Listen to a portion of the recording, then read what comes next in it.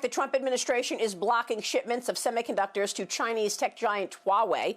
This as the Chinese Communist Party threatens to sanction several U.S. lawmakers, including Senator Tom Cotton, who has appeared on this program to call out China's handling of the coronavirus pandemic, among other bad behavior. Georgia Congressman Doug Collins just introduced his own legislation on China. He joins me now. Congressman, it's good to see you this morning. Thanks very much for joining us. Let's get right to it. Your bill basically sanctions and freezes assets of the Chinese leadership. Tell us about it.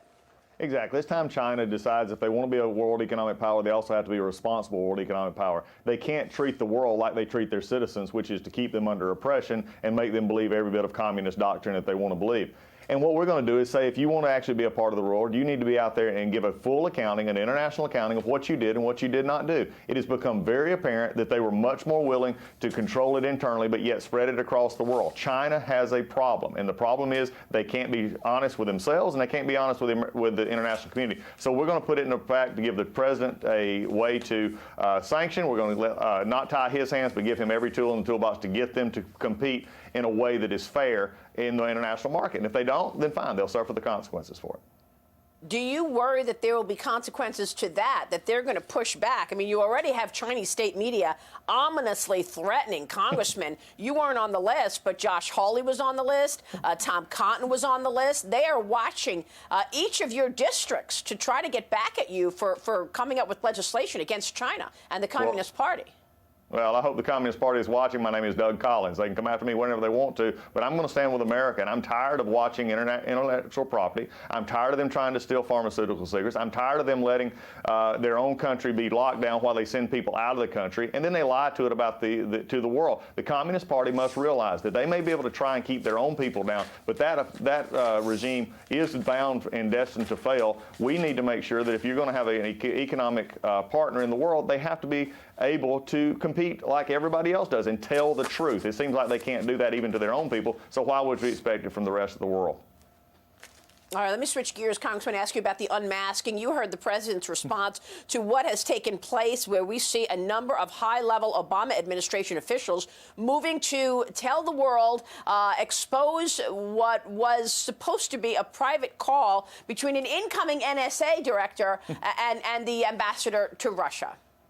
Well, it's amazing what we've seen. Maria, we've been talking about this for so long, and now it just feels like what we've been talking about in the corrupt cabal with Strzok and McCabe and Comey and all of them, and now Yates and the rest.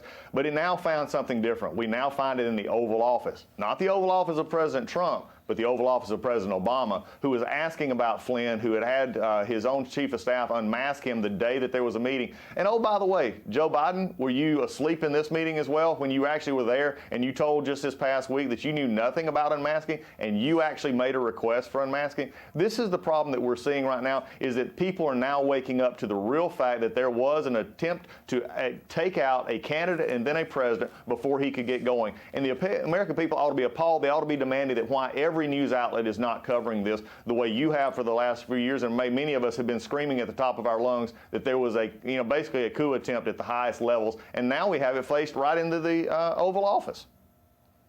And you still don't see it on any of the news media. They actually use the media to leak things, classified documents, in fact. Trey Gowdy says that leaking classified documents is a 10-year felony. I know we're waiting on John Durham, but do you see crimes being committed in plain sight here?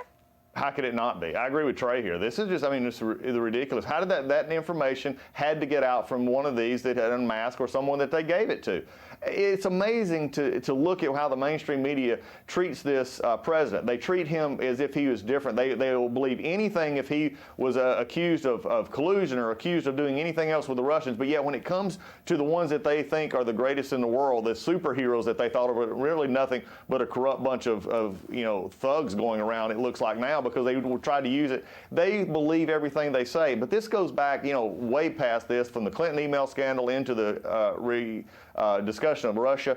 And so what I want to see happen here is let's hold people accountable. Somehow this information got out. We now know who unmasked. Let's start having the investigation. And Durham, I think, is doing that, but there needs to be accountability, because otherwise, how can it not happen to you and me?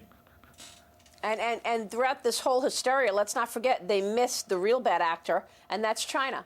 while yourself and some of your colleagues were investigating China's moves like Devin Nunes over the last several years. We've reported that. Congressman, it's good to see you this morning. Thank you, sir. We'll be watching your developments in terms of that legislation. Doug Collins.